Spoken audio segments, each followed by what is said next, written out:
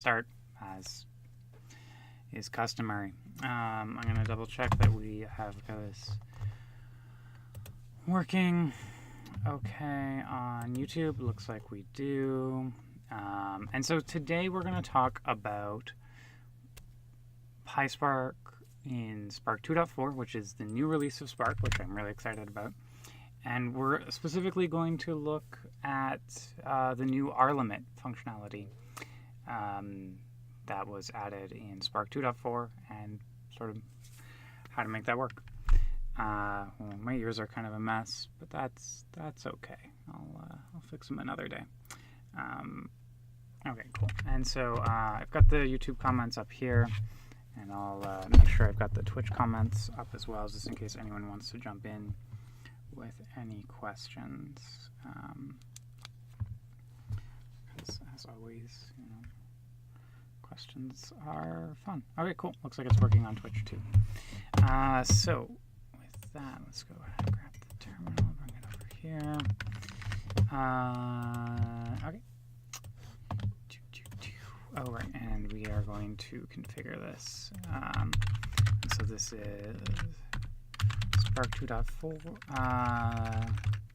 PySpark rlimit integration. New in Apache Spark 2.4. Okay, cool. And yep, there we go. Now it's updated. Cool. So let's see. I think it's like officially released. If not, we can just go check out. Okay, so not officially released, but getting there. So let's go. We're gonna find the Spark developer list.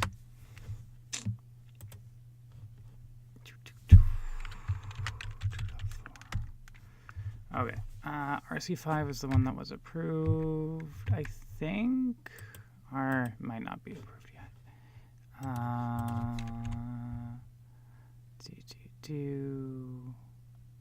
Yeah, looks good. Yeah, so it's passed. The formal release announcement hasn't happened yet, but in the meantime, we can go and we can. Oh, they deleted it. Damn.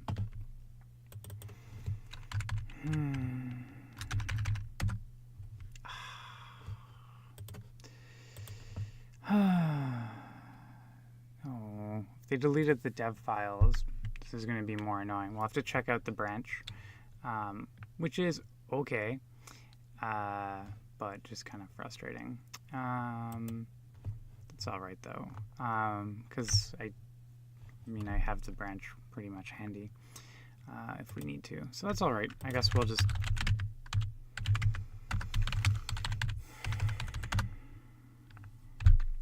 Oh yeah, sorry. Git remote, git pull, Apache. And then this will give us the 2.5 branch, git checkout, sorry, v2.4.0. So this is the official tag for 2.4, because the release artifacts are not being super easy to find. Let's see if the release artifacts were copied over. We'll go download.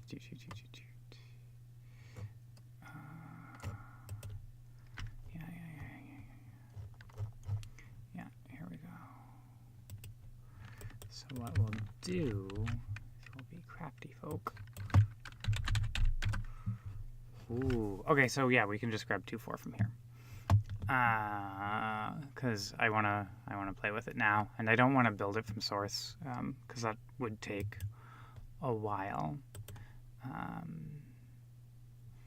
Yeah, let's get 2.7. I think.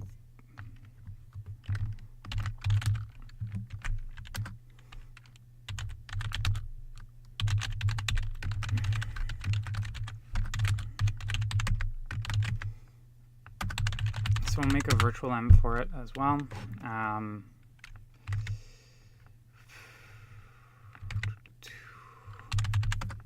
Ooh, yeah, okay. And then actually we can just look at the PySpark one. then just pip install it, and then we can talk about how this is configured.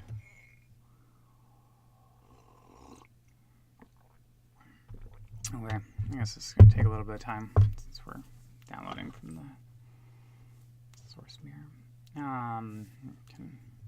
Oh yeah, while we're here, I can do my normal live stream intro deck.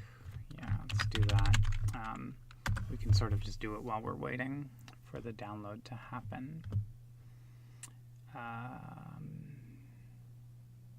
Or actually, probably, well, we'll do that and we'll talk about what the rlimit support is. Probably should have done that earlier on.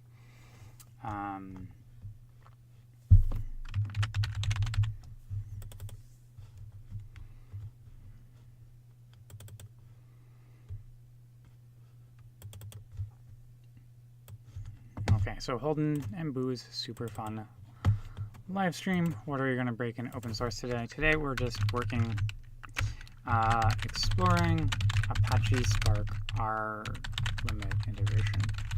And I'm Holden. I'm a developer advocate at Google. My preferred pronouns are she or her. And I'm on the Spark PMC, and I contribute to a bunch of other projects. Previously, I've been at a bunch of different companies, and I'm a co-author of 2 books on Spark. And you can follow me on Twitter and slides and live streams and all those fun things. In addition to who I am professionally, I'm also trans, queer, Canadian, living in America on an H-1B work visa and part of the leather community. This is not directly related to Spark, but it is Election Day. And as you may note, as a Canadian living in America, I can't vote. So for those of you who can vote in America, please do. And please don't just assume that your local races don't matter. They very much do. In San Francisco, one of the people running for the school board here really dislikes trans people, which is quite sad as a trans person living here. And so don't just assume that only the big things matter. The small things matter too. And so, yes, please vote if you're an American citizen and you can vote. If you've already voted, thank you for voting.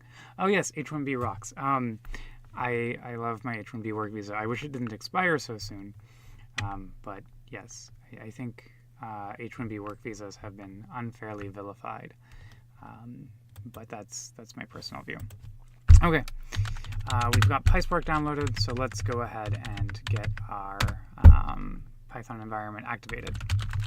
So I've activated my Python environment. I'm going to pip install PySpark 2.4. So this will install all of the dependencies and stuff like that we need to have a Python version of this up and running. Okay, cool. And so now, I can go ahead and I can run PySpark. And that's kind of cool. It's not connected to a real cluster right now. I could either connect it to a Yarn cluster or a Kubernetes cluster. I think it would be easier to connect it to one of my Kubernetes clusters, but I'm not completely sure if we've built the PySpark artifacts with the Kubernetes support, or which cluster managers support we built into these artifacts, or if I'd have to build it from source. But let's take a look at that. I think this is the right auth user. Yeah, programmer Boo. Okay, console. I've got Boo's demo projects are rad. I have just like a standard test Kubernetes cluster that I use, and so we're gonna look at that. Kubernetes engine. I think probably Holden 3. Yeah, sure. That sounds like.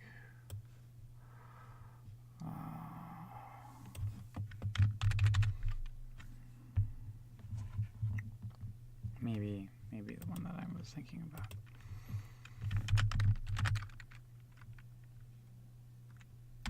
Yeah, no $sign. Okay, wait. Yeah, okay, cool.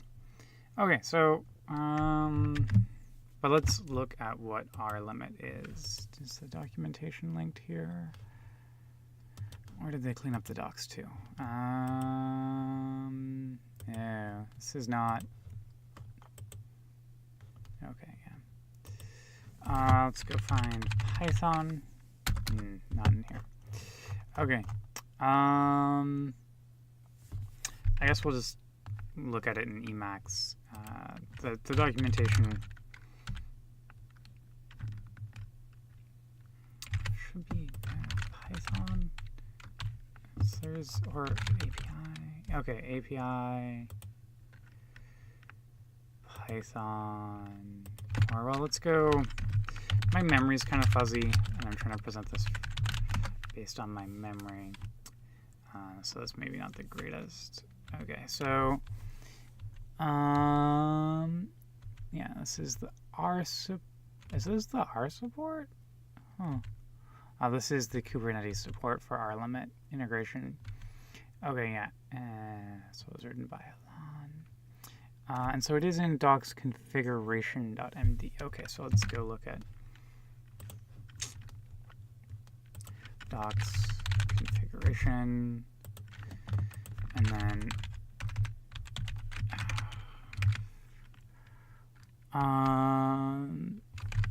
okay, this memory. Here we go. So it's spark.executor.pyspark.memory is the new configuration parameter that we've added, and it's the amount of memory to be allocated to PySpark in each executor in megabytes unless otherwise specified. If set, Python memory for an executor will be limited to this amount. If not set, Spark will not limit Python's memory use, and this is up to the application to avoid exceeding the overhead memory shared with other non-JVM processes. And so essentially, that sounds kind of complicated, but if you've had an application memory overhead exceeded, there's a good chance that it's related, and you're working in Python, to Python using more memory than was expected, because it's based on the Spark executor memory overhead. And what we used to do is we would just increase the memory overhead, and that's okay, but it's not great because we could get Python could still use more than its executor memory overhead, and then the error message wouldn't be really all that clear. And so by configuring it with Spark executor PySpark memory, if we run out of Python memory, we can get like actual errors from the Python process that make it clear that we've run out of Python memory, not that it's another process that is in the overhead using memory or the native allocations JVM off heap style. So this is the parameter we're going to be configuring today, and that's going to be fun. And one of the things which I think is really important to notice is that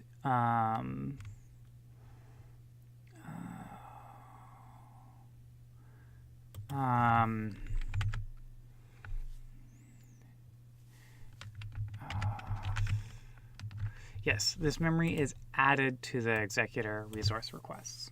And so, unlike executor memory overhead, which just didn't increase the amount of memory you were asking for, it just created a different split of the memory. This one will be added to the amount of memory we're asking for. So we'll configure this, I guess, for 2 jobs and see how that goes. I don't think I have interactive mode on Kubernetes for PySpark yet, but let's take a look.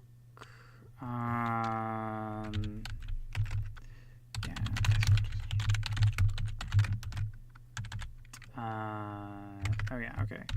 Hold on, Spark GKE.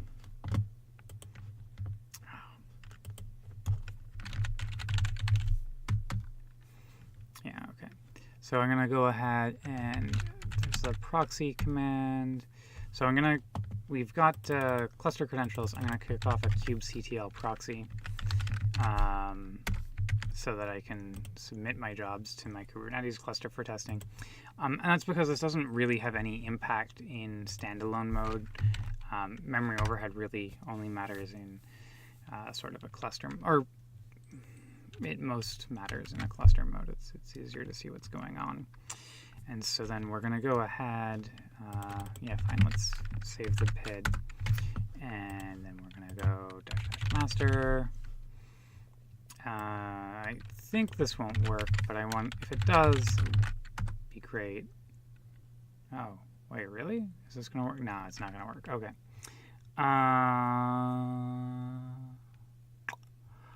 Must specify our executor container image.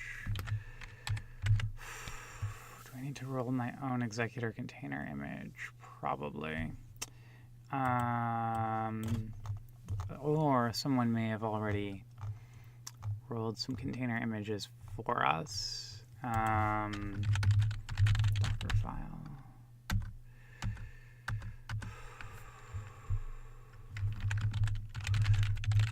Yeah, okay. I'm going to have to roll my own container image, which I forgot about. So, that part. Damn it. Oh, well. Okay. I think I need the full version. I don't think I can do this just from the PySpark dist, so we'll have to go ahead and download this one, which is fine. Okay, that'll take a minute or two. I guess while this is going, I do have a yarn cluster I can try this on, although this is only supposed to take 72 seconds. But I am pretty impatient. So let's go ahead and do that.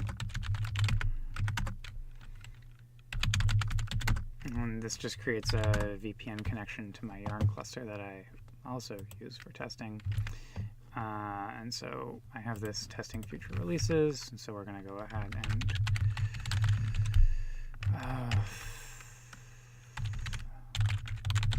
I think this is the one. I'm going to have to. Oh, cool. That's actually convenient.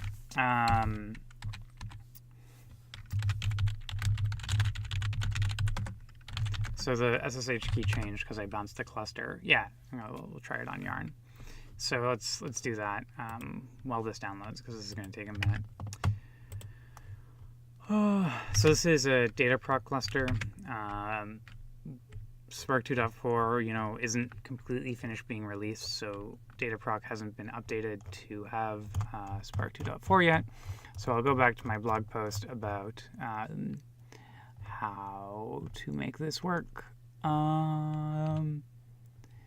Okay, cool. And so we're going to go back here, Spark 2.4. Which version did I get? Damn it. It's never a great sign when I have to read my own blog post about what I'm doing. Oh wait, I want the without Hadoop one, because I have a Hadoop packaged on this node, I think. That might explain some of it. Ooh, turns out computers on networks are faster. Okay, so we're going to go ahead, we'll extract this. Cool.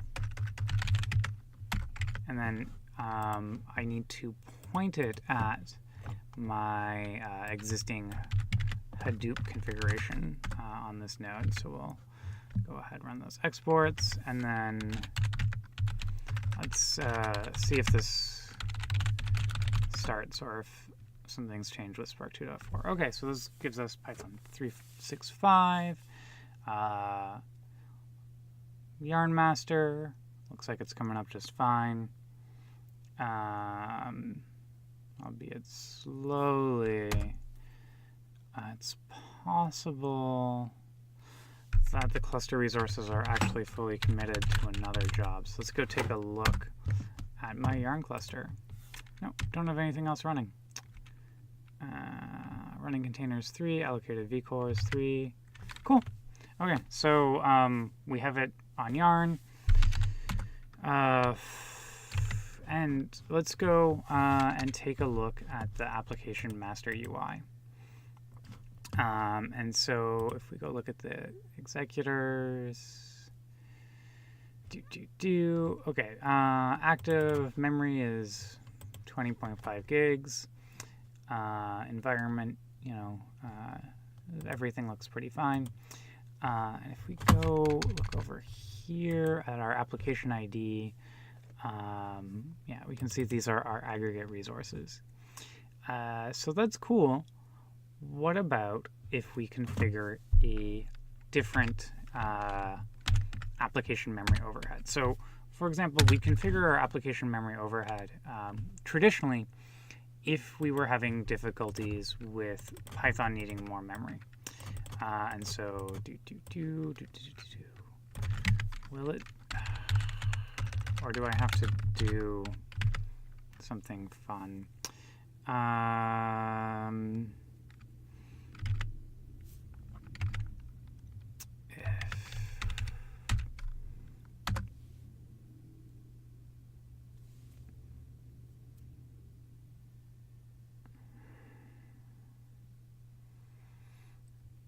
All right, and this will take a second again,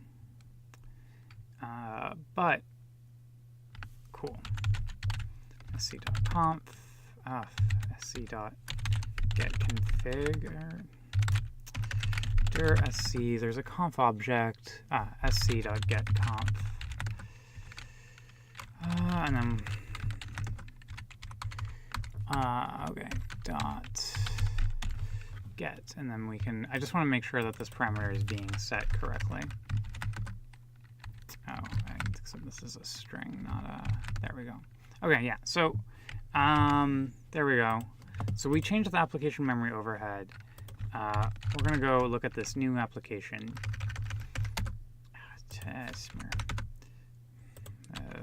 Computers. Okay, so that one finished. Our new application, if we click here, okay, aggregate memory, resource allocation. Okay.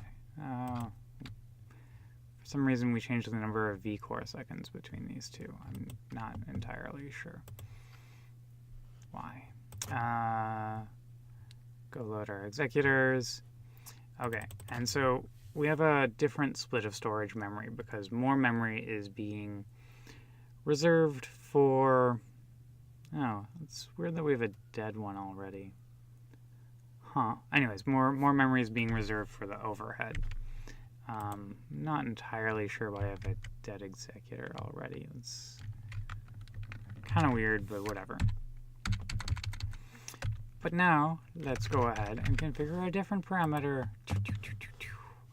Our new parameter is spark.executor.pyspark.memory. And so we're going to say, hey, I want to set aside 2 gigs for PySpark. And I also don't want, sorry, for the Python executors inside of my worker nodes. Okay, cool.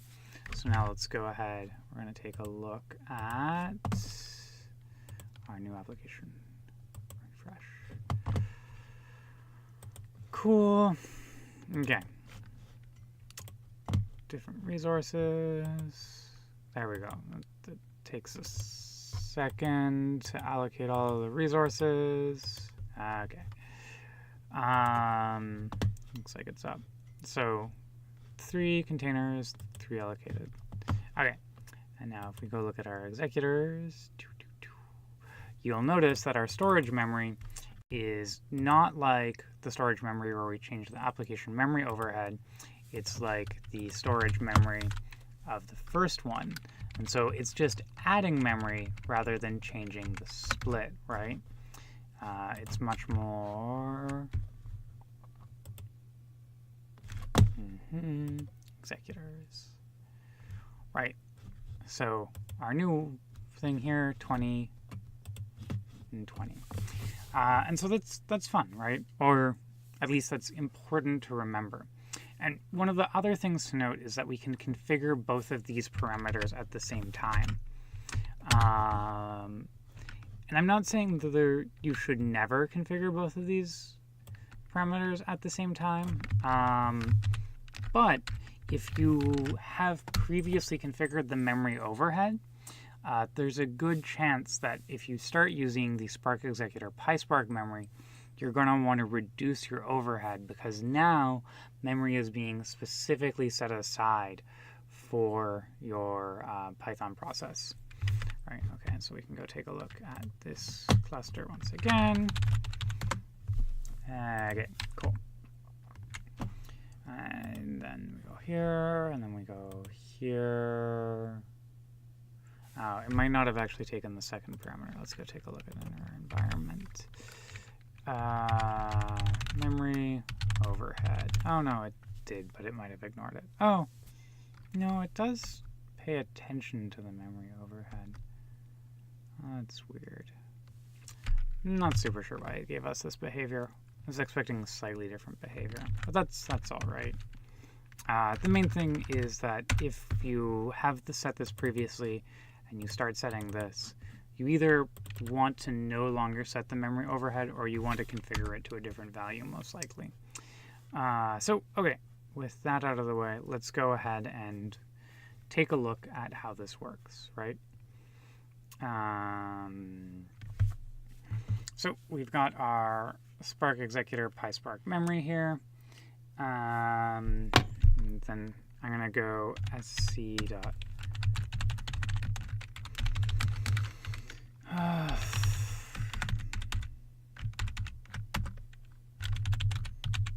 right, okay. Oh,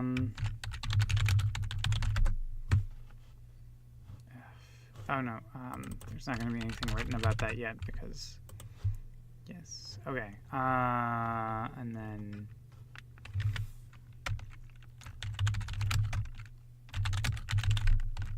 get limit. So we're going to write a little function to get the limit, import rlimit.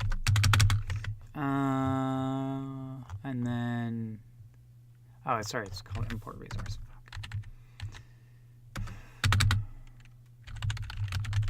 Import resource.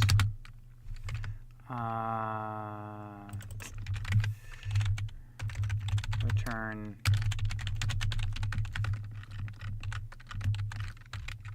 resource dot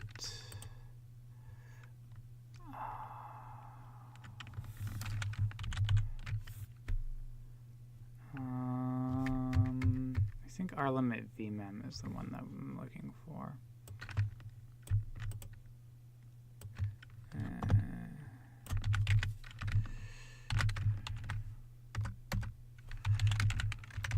Let's run that here.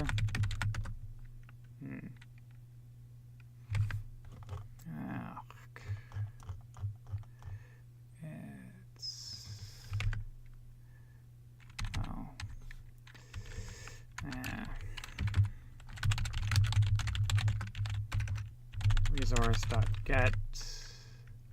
Yeah, okay, get rlimit, resource.rlimit vmem.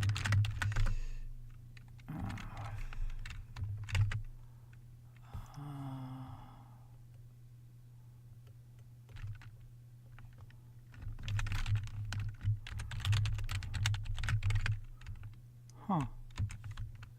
Why does it have no attribute rlimit vmem? That's resource.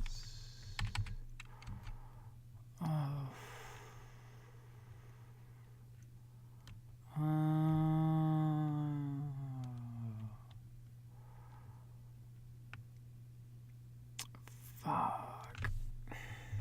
It's possible.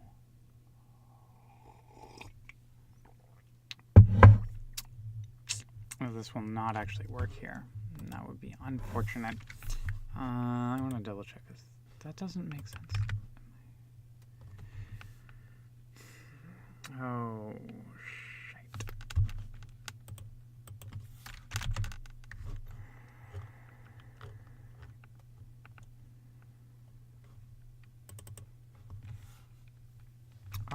Rlimit vmem. Why is that not here? If I dir, that's really fucking weird. I'm so confused. Okay, I want to take a look at a thing here. Mostly because I'm confused.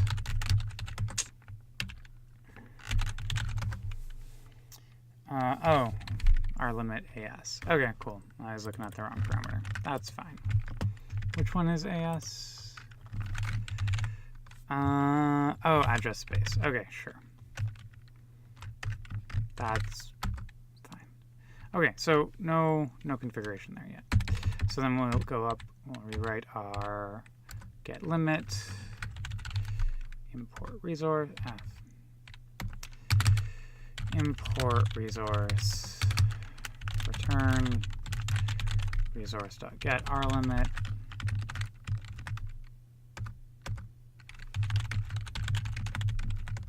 All right, cool. And so rdd.map get limit.collect.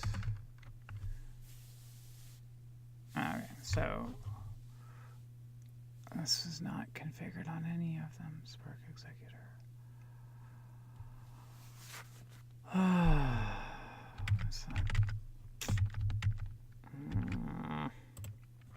I hate software. So this is the rlimit.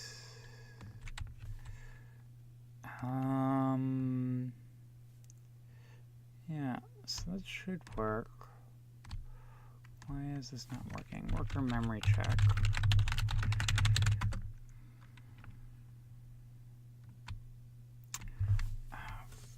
Fudgesicles. It's possible that this is disabled under the specific settings that I'm doing, but that would be really weird, but entirely possible.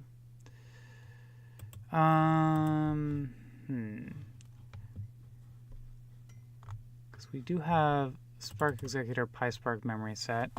If we go look here, we're going to go take a look and see. Okay, this one's running. I'm going to go here, application. Looks fine. We're going to go over here, take a look at our application master. Double check that the environment's set.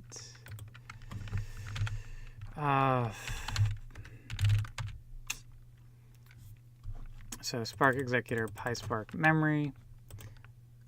Configuration value is clearly set. And we are running on top of Yarn, so this should be working. So my question is, why is it not working?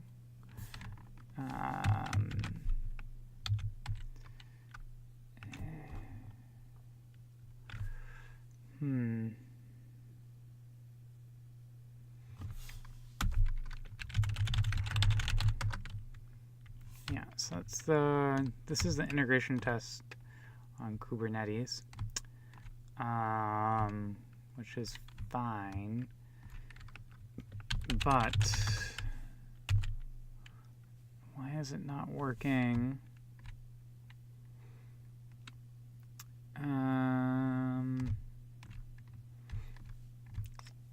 Here, so it should go here. Memory limit MB is greater than 0. So PySpark executor memory. Well, let's see if this is getting set. We can debug this.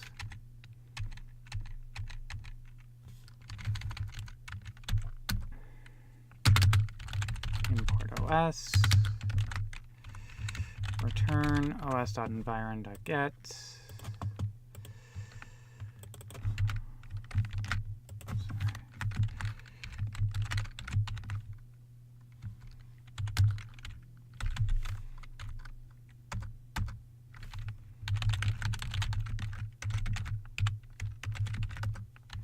Okay, so then we'll do a... Oh, it could have all run node local?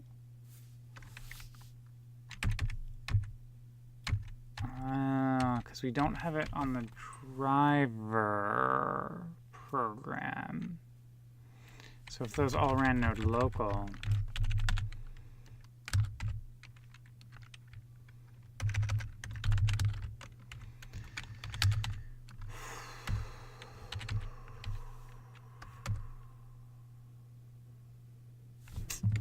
still, that's strange.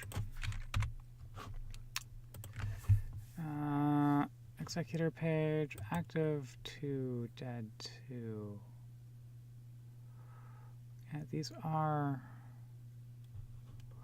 workers. Huh. Those look like... let's go look at stages. So if we click here... No, oh, sorry, I don't want the scheduler pool. Let's go jobs. It's fine. It's the description. So this ran on the workers. So we would expect the workers to be properly configured. So the question is, why are they not?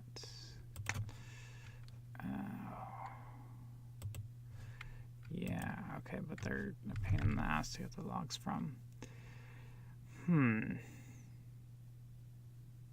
So Pyspark.executor.memory MB is not being set. Why is Pyspark.executor.memory MB not being set?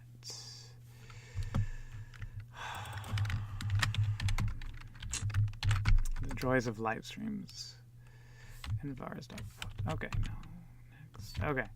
So if memory MB is defined,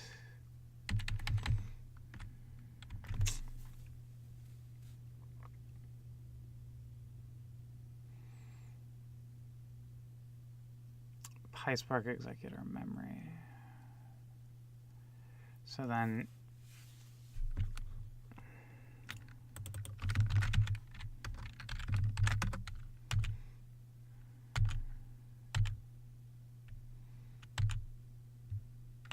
yeah, this is the parameter, and it is clearly set.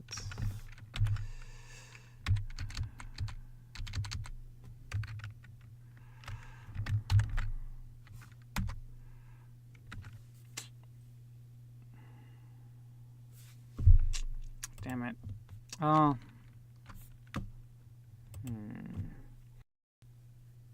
Like, this should happen regardless. So the one thing that I'm thinking about is that I am running in client mode. And client mode can behave a little strangely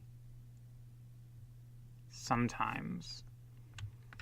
So it's possible that this doesn't work in client mode. That would be a unfortunately time to discover bug.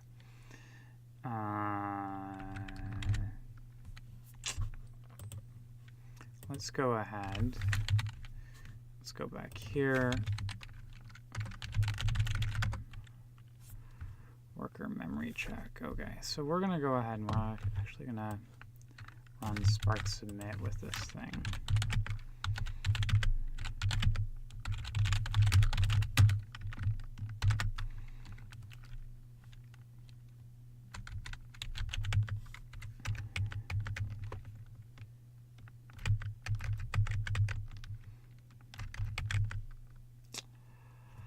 Except, of course.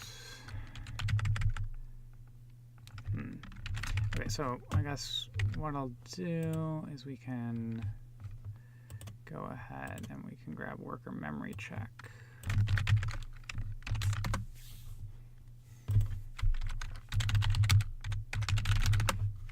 GitHub Spark. There we go.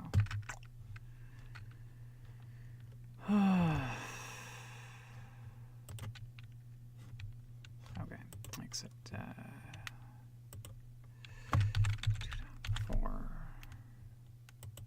Oh, no, I just want to go to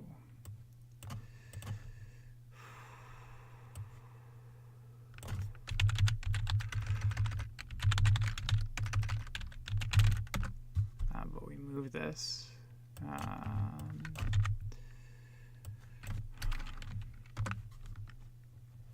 Okay, so we'll search within this repository for worker memory check. Cool.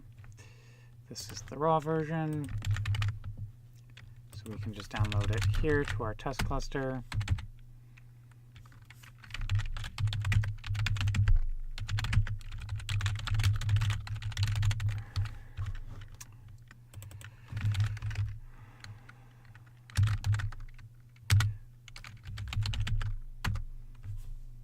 All right, I'm going to run worker memory check.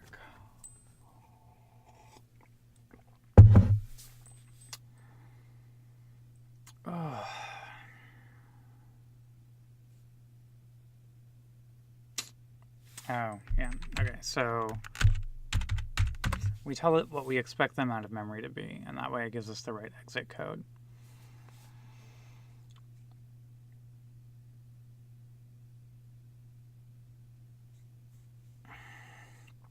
It's possible that this only works. Oh. Looks like the worker memory check is not working.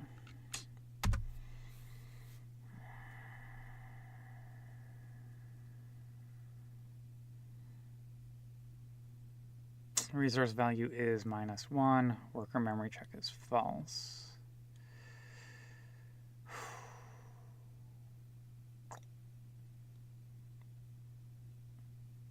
That's not great. Okay, let's see if we can get it to work on Kubernetes.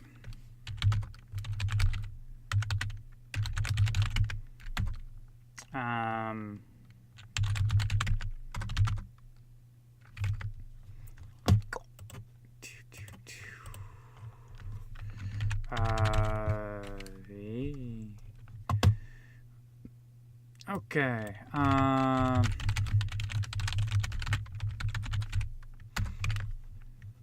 Cool. Oh, and then we also want to set our project name and our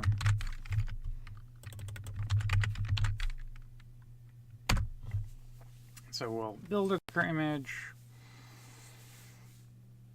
and then we'll push our Docker image, and then we can test this. What keyboard is this? It's that's a good question. It's an Alua? I don't know. It's this. It's kind of gross because I don't clean it very often. I need to get a new keyboard at some point soon. Okay, cool. So we're going to build a new container, and we'll test this stuff on Kubernetes because I'm not getting it to work on Yarn, which is really frustrating. But it wouldn't be a live stream if it did not have fun, exciting errors in it.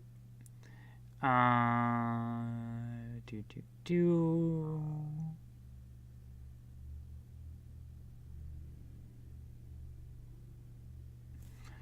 let's take a minute.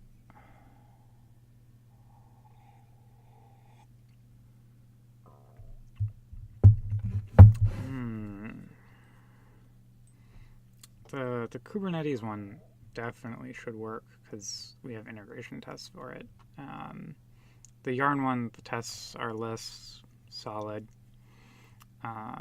It's possible it's just something weird in my environment over here, right? Like this might work in other Yarn clusters. It could just be that I have something weird going on.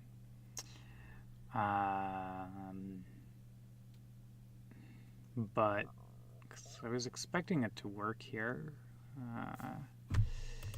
Okay, cool. So we built that, and we're going to go ahead and we're going to push it to our container registry. Cool.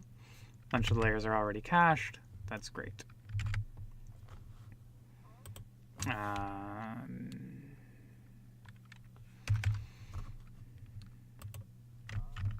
Actually, let's just do the same wget check magic that we did before. Oh, okay. So, I mean, a lot of them are cached, I guess, but not all. I mean, obviously not all. Okay. Huh. Oh, right. So it builds different container images. So if there's a a Spark image, a Python Spark image, and a Spark R image.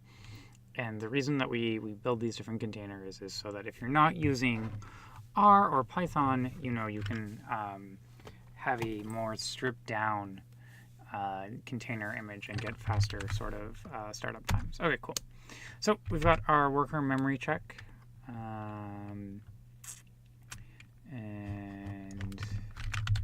Spark submit. Okay, cool. And so this part we're going to copy from my blog post.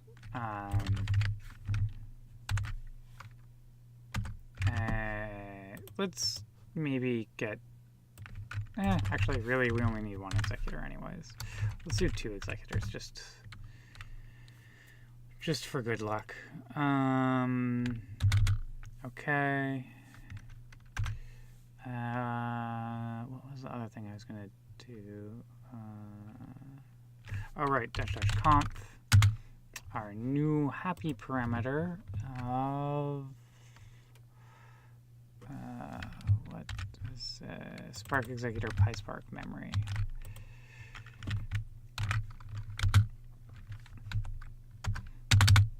And then we are going to run our worker memory check.py. Oh, am I going to have to put this somewhere?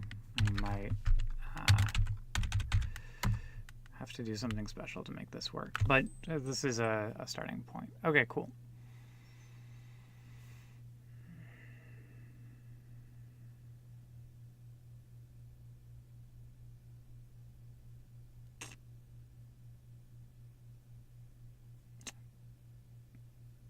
Okay, exit code 127.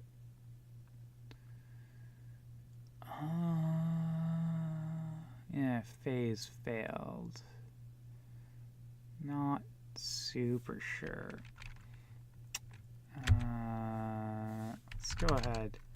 We're gonna just request 100 for now. See if this works any better. No, okay.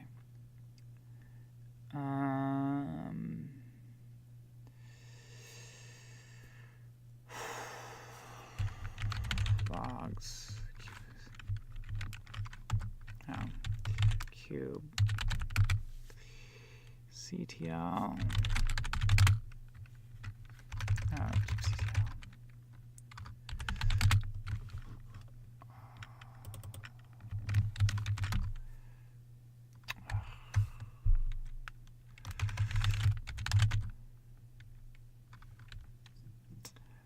Oh, I do have... Fuck.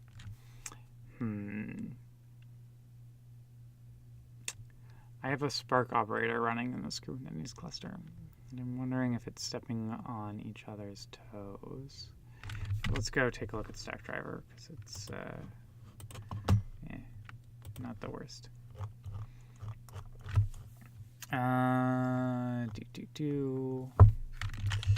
Stackdriver. Okay, cool. Logging. Logs. Kubernetes cluster.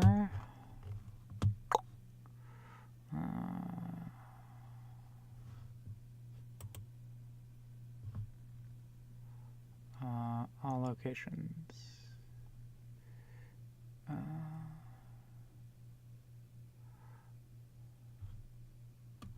Okay, these are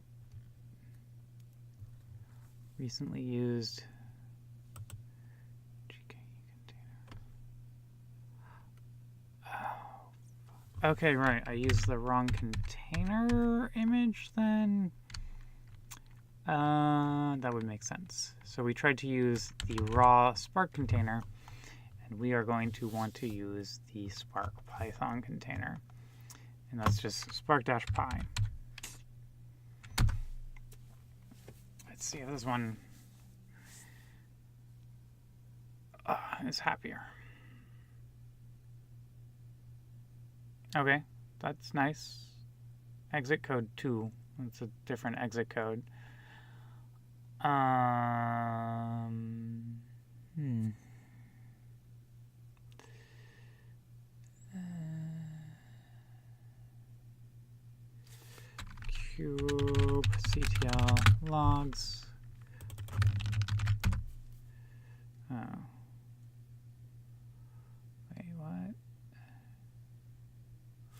the pod UID? Why is it telling me that there's no pod? Okay.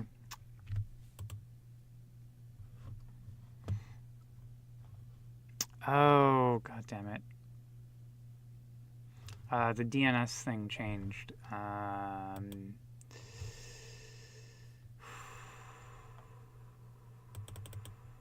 thought I had this already set up.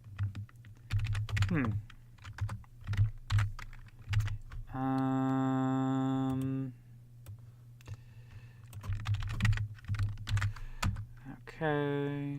Oh. Maybe I didn't.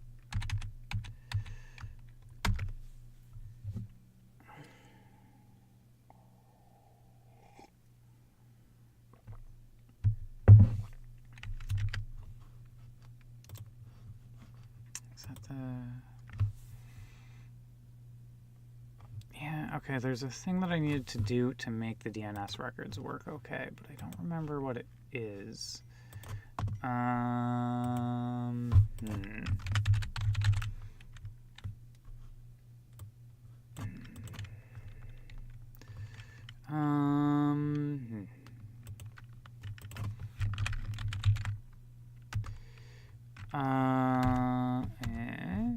I have... It says I have to have this configured.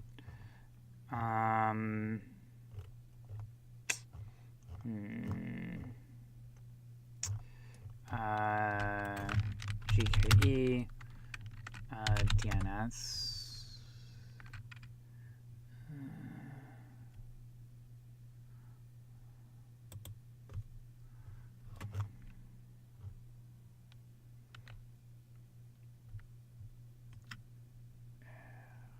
Yes. Fine.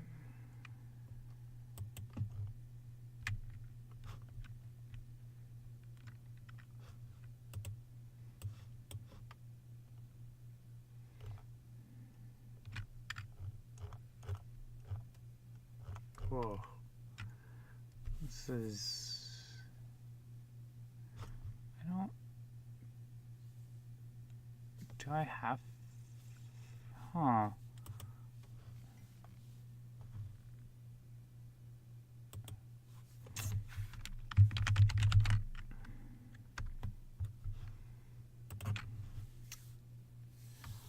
Huh. That's weird. I thought this was going... Kubernetes incubator external... Do I need external DNS? Kubernetes DNS GKE.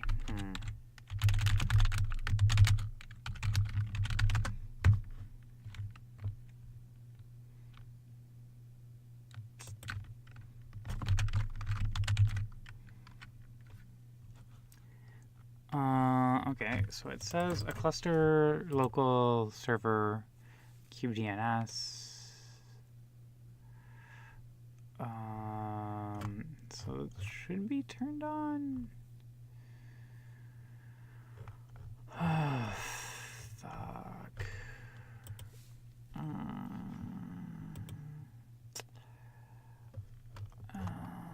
Let's take a look.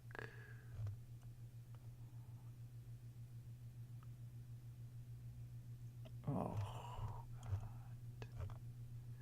Oh, it says client mode supported. That's cool, but the DNS thing is going to be kind of a pain in the ass.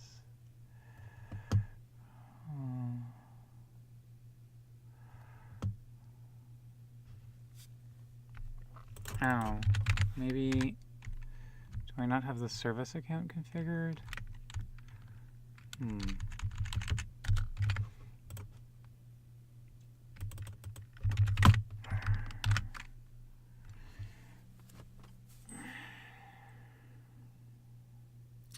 Because it says that I should have DNS already. Yeah. We have,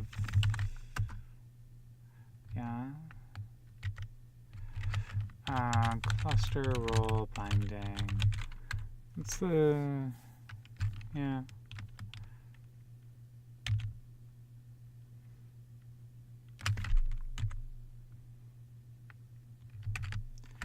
Damn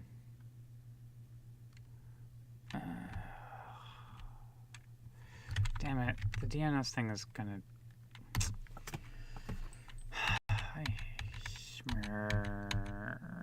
Run this again. Go take a look at our logs. This is gonna give me the same DNS error. Oh, different error. Cool. So we got DNS working.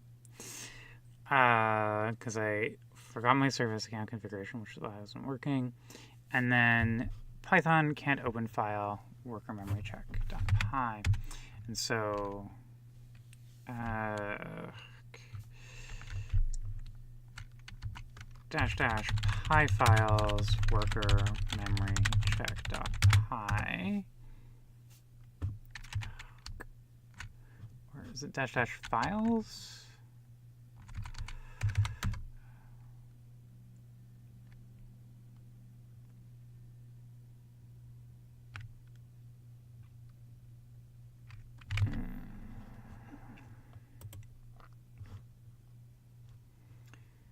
Oh, wait. Now it's going back to the...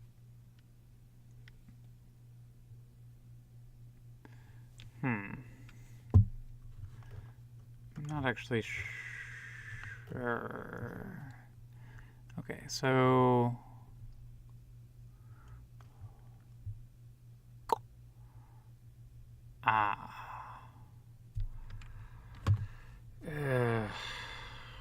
This is, so it's trying to look for the full path name here, right? And obviously home, hold, and scratch.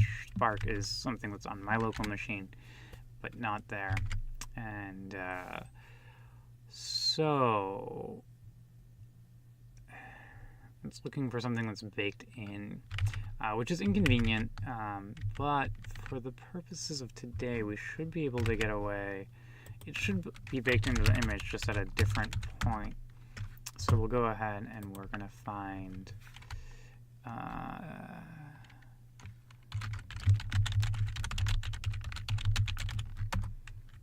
okay.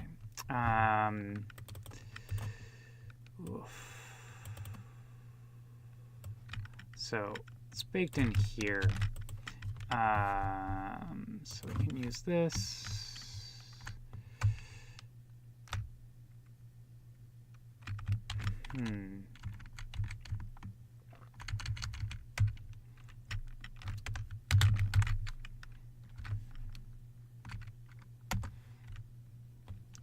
It should point it to the local copy of that. Should be able to get this working.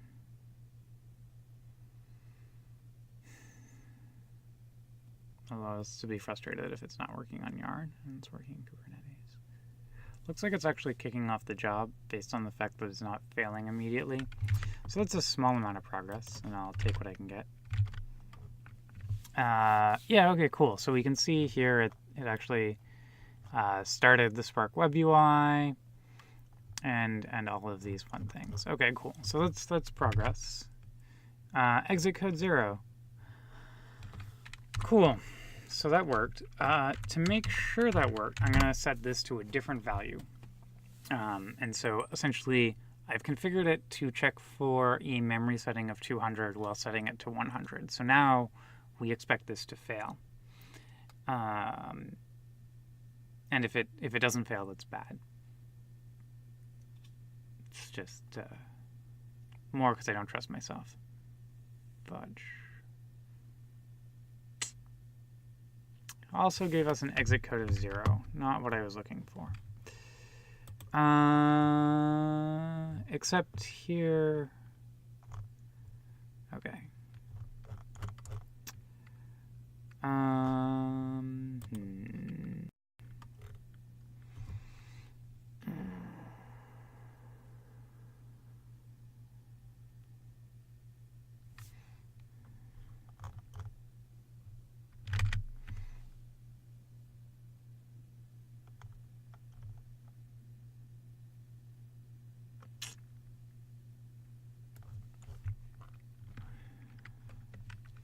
Let's go to find worker memory check. Okay, cool. So this one failed with an error. And that's what we would have expected. Right? Yeah. Yeah, it's fine. So that failed. If we run this again, is there a previous teeny where it didn't fail though? Oh no, this also failed with error.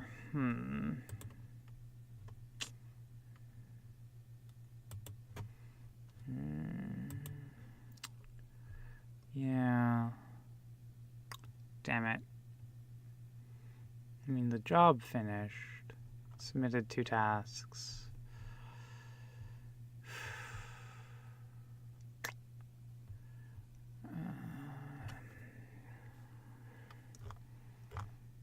So this one we expected to fail. This one I did not expect to fail, which isn't great.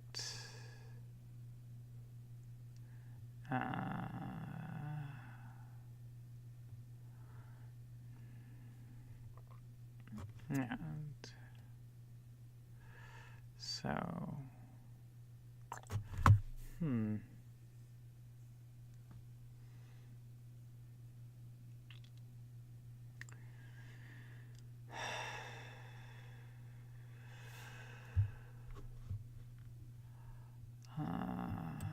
let's go get the logs for that. kubectl logs.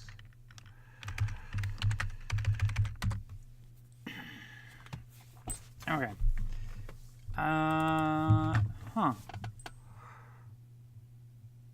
Weird. Resource value is that is not 100.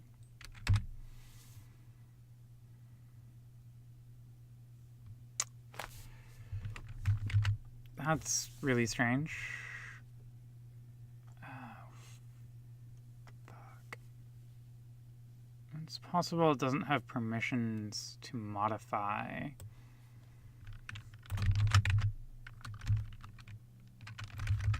The U limit. Yeah, that's the same value. Open question. If we don't set Spark Executor memory here, and we tell this to check for 201,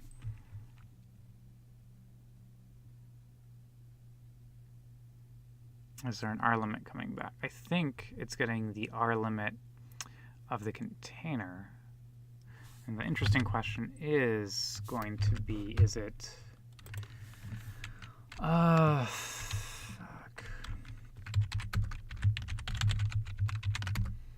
So there's, yeah, that's the worker memory check. So soft limit, hard limit.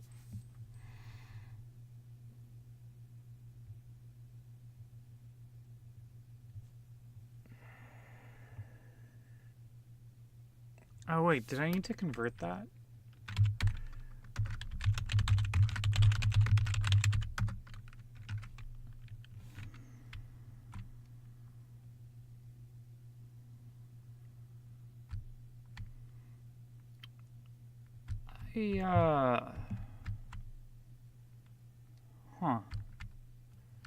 I think the worker memory check thing might actually just be done incorrectly. That would be exciting. Ah. Okay.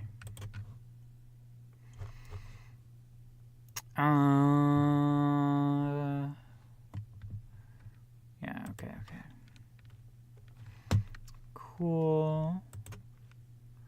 Let's go take a look at the logs for this pod.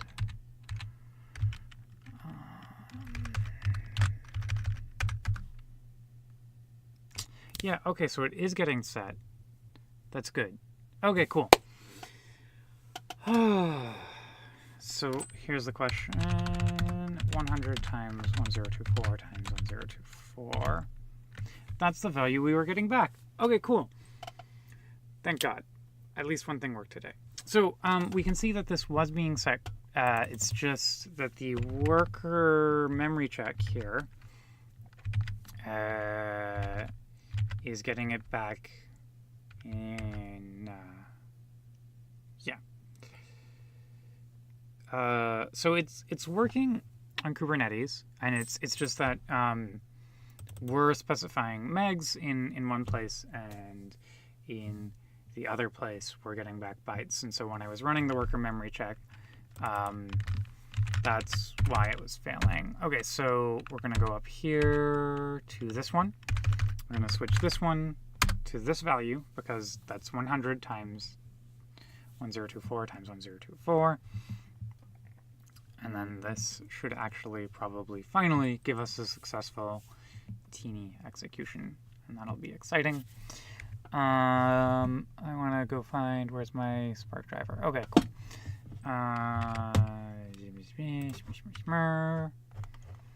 Okay, cool. This one failed too? Oh, no, there's one more recent one. Slightly confused.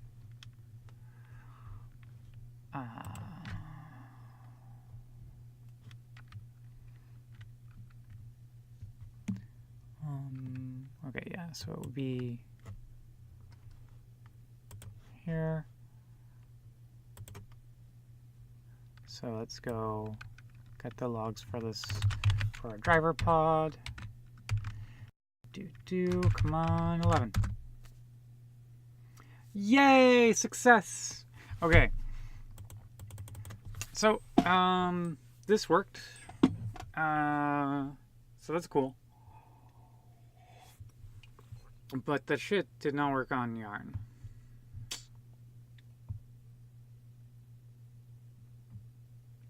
I'm wondering why it didn't work on Yarn. But I'm also supposed to meet a friend for lunch at 12:30, and I haven't eaten breakfast, and my coffee is getting cold.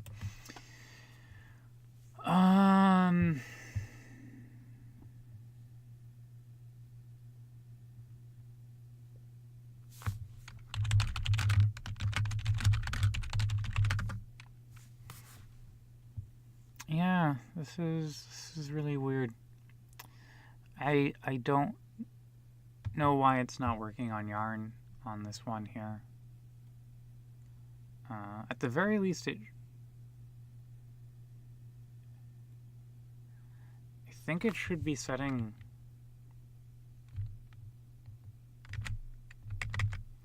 Oh, okay. Let's debug the Yarn one briefly, which is to say we'll debug it until noon, and then at noon I'm just gonna throw in the towel.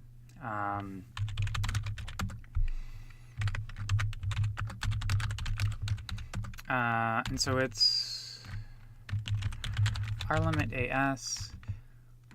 So no, that's the part where we get it. I want to go find the part where we set it. So, okay, we set it based on what this is set to. So we're going to go ahead. We're going to find where we set this and vars.put. So this is inside the Python worker memory mb.get.toString. So let's go take a look at Python runner.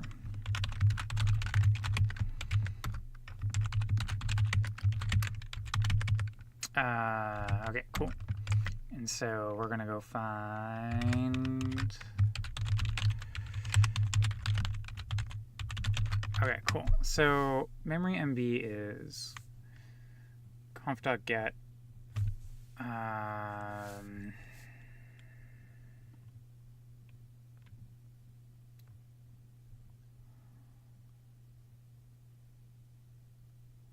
Pyspark.executor.pyspark.memory. And we divide it by the number of executor cores. Interesting. So I'm really confused why this isn't getting set here. We are running Spark 2.4 here, right? When I run .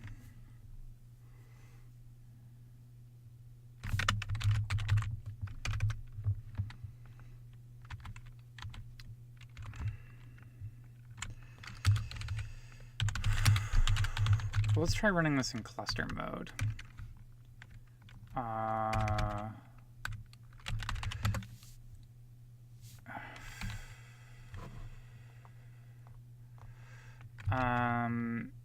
Okay, so that gives us a master of yarn. So we're gonna, this is deprecated, but normally, from what I recall, it will tell me, okay, yeah.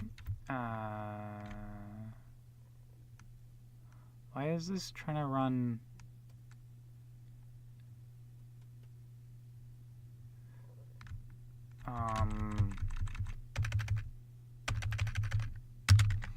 Spark submit yarn cluster mode. Spark submit yarn cluster mode. Okay. Okay. Cluster mode. Okay, it's -- deploy mode.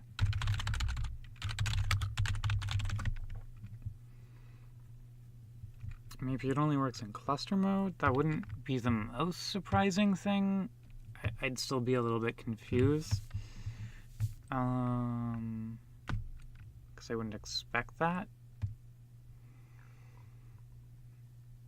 But it certainly could be the case. Okay.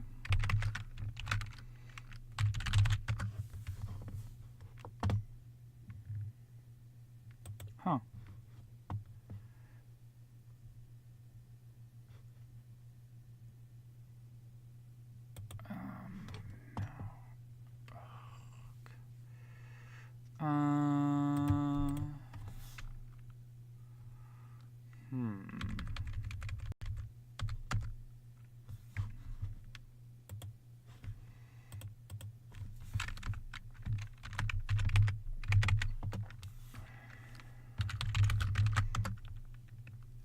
That works. Why is SSH shuttle not?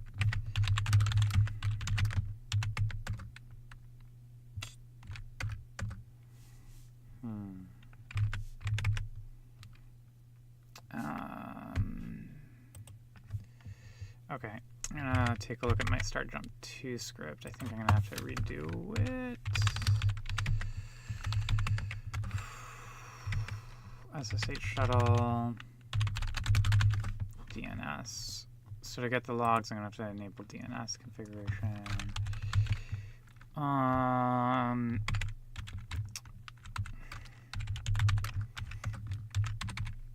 think this is gonna be kind of a pain in the ass. But, and I probably also just lost my connection, but that's okay. And then we go here. Okay, cool. Can we get the logs? Happy logs, standard error, standard out. Yeah, okay. So it failed. Resource value is -1. So it's not succeeding there either, which is kind of frustrating.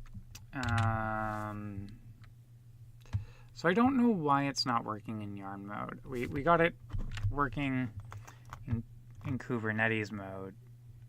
I don't really understand, though. Maybe that's really,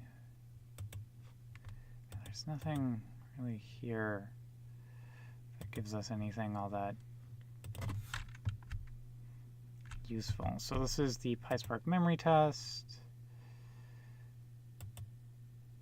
That was the node. Let's go look at the history. Okay. Worker memory check, environment.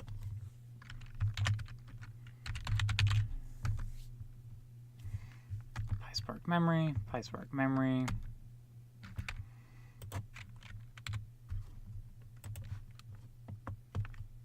Looks reasonable. The tasks executed. Nothing funky. Nothing funky here either. rlimit is -1, which is consistent, if not all that useful. So why is this not getting set? Alright, this is the base Python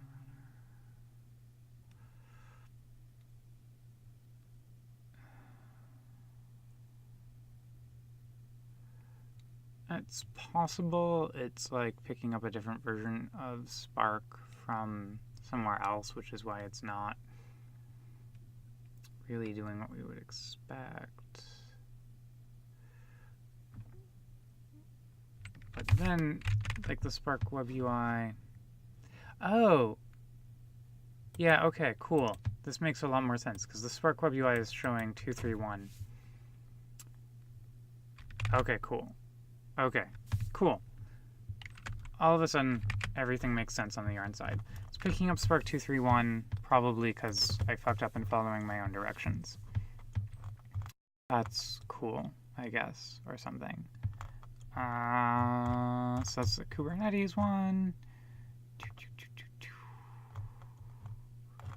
Here we go. So this is my exports. Okay. Oh, export pipe grep -I spark. Export spark home equals // There we go. Fuck. Come on, please work. We're not going to use deploy mode cluster, but okay, cool.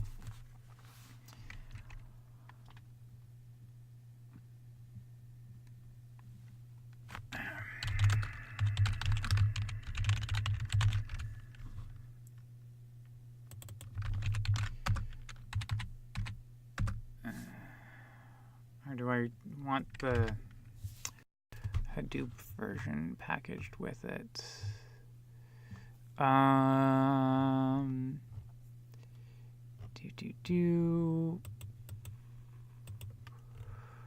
Oh, we changed how we packaged SL4J, so my old directions are out of date, maybe? Maybe.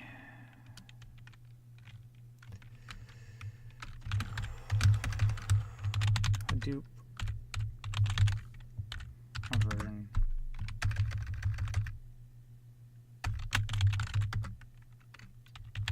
Hadoop version? 290. Let's go. See if this will work. I mean, I don't know, that's the... Okay. SL4J. Okay, Spark 240, bin with Hadoop. Oh no.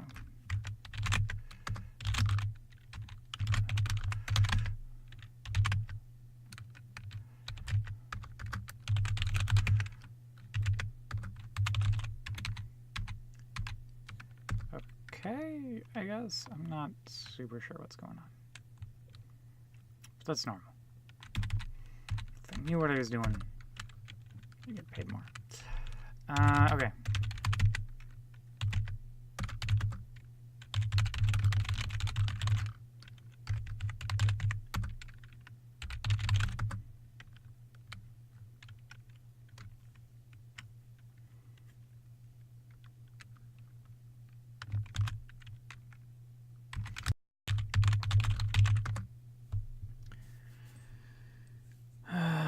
Run this against yarn. Okay. Fudge.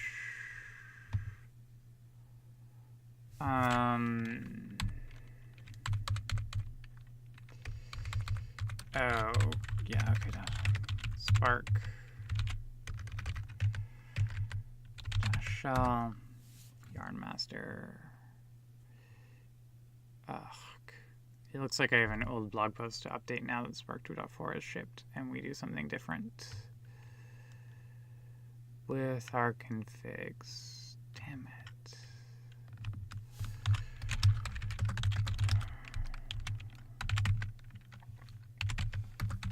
if I do export Spark home,